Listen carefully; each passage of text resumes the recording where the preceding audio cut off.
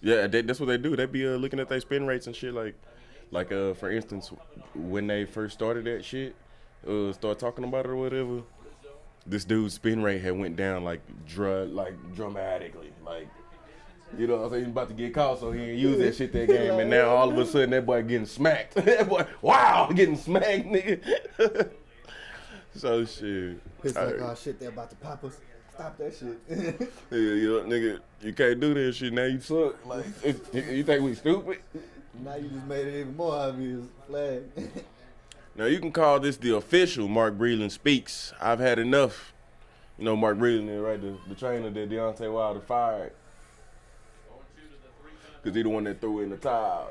Shit like that. So he finally breaking his silence. He ain't really spoke up on it.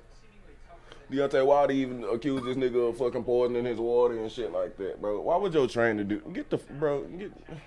You lost. You just lost. Anyway, he said I'm going to say some things that were reserved for my biography. Still about the book though. There's so much more. Of course, you got to throw that in there.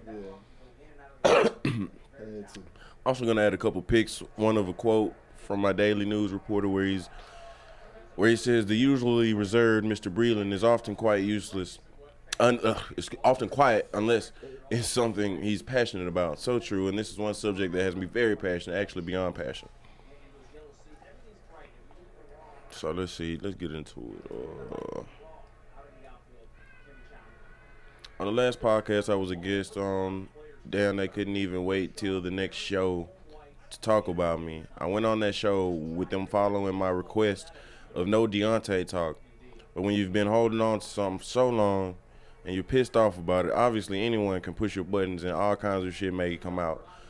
But that's not the environment I would have chose to speak on. So I'll start backwards from the podcast I just did. Anyone who thinks that I can beat AJ or Deontay's opponents now at 57 doesn't require a response. At my age, the only fight I'll have is one for my life. I ain't getting hit no more. I've had my share of fights. As a fighter with the little experience, I'm speaking on what I see.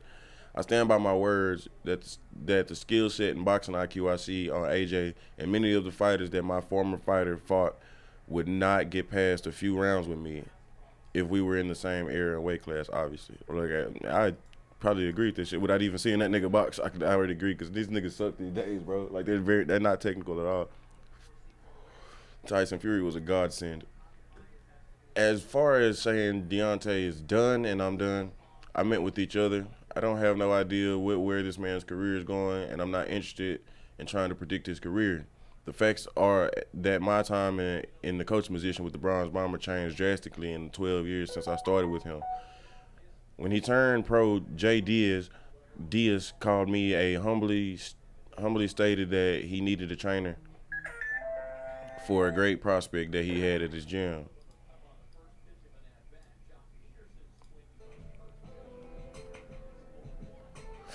Boxing goes like this. You walk into the gym, I train you, I found you, and sometimes I manage you. So Jay was seen as the head trainer in the media, but I was only one of the team. Goddamn. Michelle, go to the door. So Jay was seen as a head trainer in the media, but I was the only one on the team with a boxing resume, and I was the only trainer. This was okay with me because of my humility. I didn't have to be the one in front of the camera. I've lived that life. After Deontay became a name in boxing, new members joined the team, and it got to the point to where I didn't even have my fighter's phone number. I haven't spoke to Deontay alone in years. The things that I told Deontay to do had to be ran past Jay.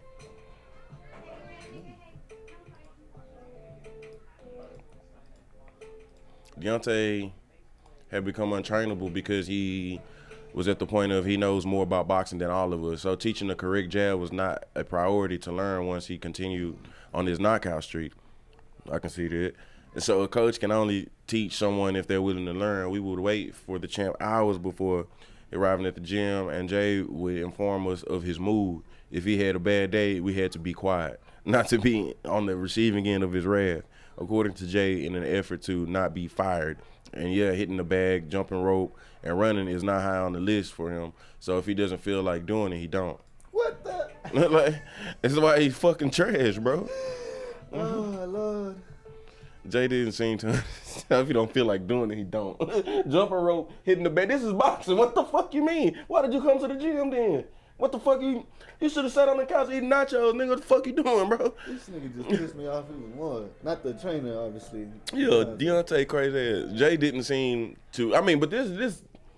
I don't even have to. I believe this nigga right off the bat. It fits the mold, bro. You know, he really passionate and can't talk to niggas like that. Once, what he's saying fits perfectly into what you fucking see into this man. Yeah, like it's his characteristics. He putting all the pieces that you not see, that people aren't seeing behind the scenes of why people just get to see him looking like trash in the ring and like, what the fuck is Coach? What's going on? Why is this? This is why.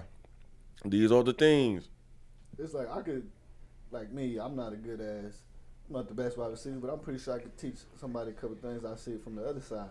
But if they're not willing to listen, they're just gonna be like, oh, this nigga don't know what the fuck you talking about. No, nigga. So he would make it clear not to ask Deontay twice. So he trying to get knocked the fuck out. Nigga, I'm gonna shoot your ass. Fuck you. If I'm training you the boxer and you fucking decide to hit my ass, I'm gonna shoot your ass. I ain't playing with y'all. If I try to pull Deontay to the side, tell him what I see, Jay made it clear. Don't say nothing you don't want to make him mad. I've watched this man speak to many people very disrespectfully, and although I'm extremely humble and calm, I'm a man first. I stayed on the team because I've been there from the beginning, and I believe with his power and willingness to learn more, he could be a force in the sport. I never thought anything this insane could take place. I should not have addressed who had the water. Because that accusation is so asinine, it doesn't deserve a reply. Seriously. Anyone who knows a tiny bit about boxing knows we're tested before and after a fight, so that's the end of that ludicrous allegation. And then there's the gloves. To that I say, that's the one time I'm glad Jay treated me like I didn't matter. So he does all the head trainer aspects. It was your fault. If anything was on the gloves, your fault. You went and watched them niggas. The witness for the hand wrapping, the press interviews, everything where a camera is involved, except wrap hands, I'm the one for that. I'm not sure if he knows. In all those years, I can't recall seeing him do it.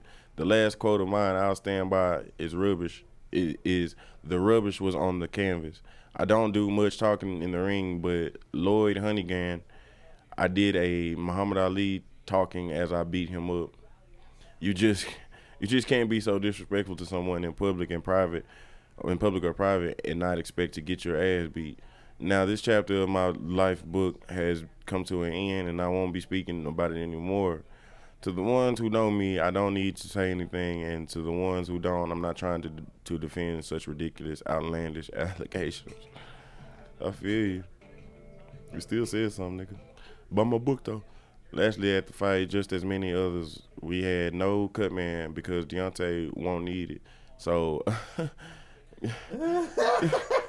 bro, these niggas are just so unprofessional. This whole cut man. The dude Jay, because he's the one that's supposedly the head. Yeah, he's the one that's unprofessional. This nigga running a fucking madhouse, bro. This is terrible.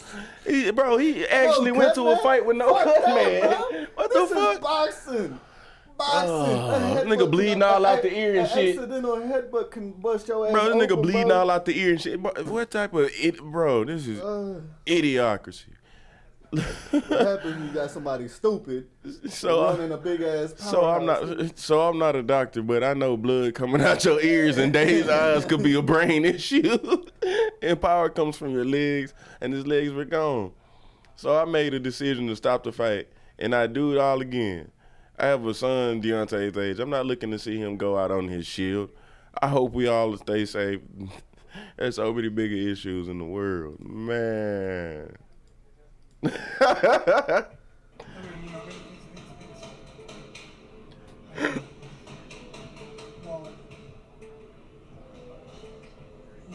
Starting off, bro. You fight 20, 30 bums back now. Like, but back then you didn't fight. You wasn't gonna get 20 bums, 30 bums. You know, so. But now you fight. You know, now they get it like that. And, you know, then there's great fighters in there, this and that. And this, but I'm like, okay, man, if that's gonna make them great, Just the training? we'll just have to do it that way. Does that hurt the fighter's development when it comes to going through professional? I've seen fights where Sugar Ray Leonard or yourself would have like tougher opposition in the beginning. I know Sugar Ray Leonard didn't get the first round knockout, or he would go the distance a few times, but the opponent was tough, and it already looked kind of like get a real ass interview, But bro. now, you know, they don't. Now, Yeah, fake ain't got nothing to do with getting fucked up. Him and Shawn Michaels got some. And Shawn Michaels, I keep getting lazier and lazier. It was like, damn. Chair shot, punch to the face. I don't want neither one of them. That shit ain't got nothing to do. If you get hurt doing anything, you get shit. Hulk Hogan go, 8 back surgeries later, I didn't know this stuff was fake. Man, shut your bitch ass up, nigga. There ain't no competition. That's what we saying. It's not competitive. It's a performance art. And it's beautiful. It's cute. It's cute.